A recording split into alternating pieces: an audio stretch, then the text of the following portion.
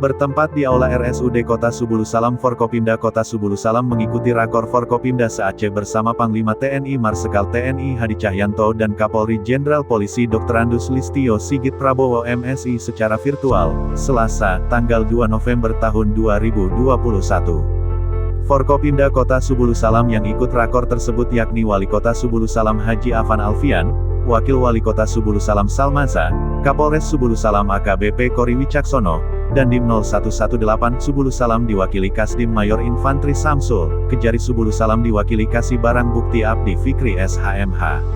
Sekda Aceh Takwaloh dalam laporannya mengatakan bahwa sejak kunjungan kerja Presiden di Aceh beberapa waktu yang lalu capaian vaksin mengalami peningkatan sebesar 31%. Hal tersebut berkat upaya kerja keras pemerintah dan semua elemen masyarakat Aceh. Dalam rapat koordinasi tersebut pimpinan tertinggi Korps TNI dan Korps Bayangkara menekankan kepada Forkopimda se-Aceh agar capaian vaksinasi 50% di akhir November dan 70% di akhir Desember tahun 2021 bisa terwujud. Untuk mencapai target tersebut tentu tidak mudah, maka perlu usaha keras, membangun koordinasi dengan semua pihak, melibatkan semua kekuatan. Sebelum dilakukannya vaksinasi terjadi lonjakan kematian yang luar biasa akibat virus tersebut, namun semenjak divaksin tidak terjadi lonjakan kematian. Maka penting vaksinasi COVID-19 sebagai upaya melawan pandemi ini. Panglima TNI dan Kapolri mengingatkan agar tetap menjaga protokol kesehatan, jangan lengah seperti kejadian di tahun 2020 setiap ada mobilitas atau liburan termasuk libur Natal dan Tahun Baru terjadi lonjakan kasus COVID-19.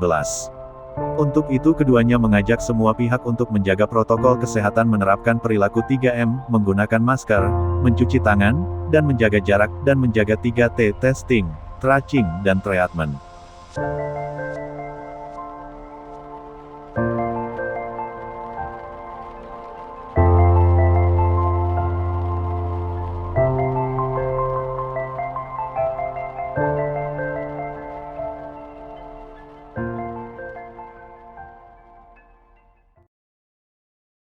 Media Center Dinas Komunikasi dan Informatika Kota Subulu Salam mengabarkan.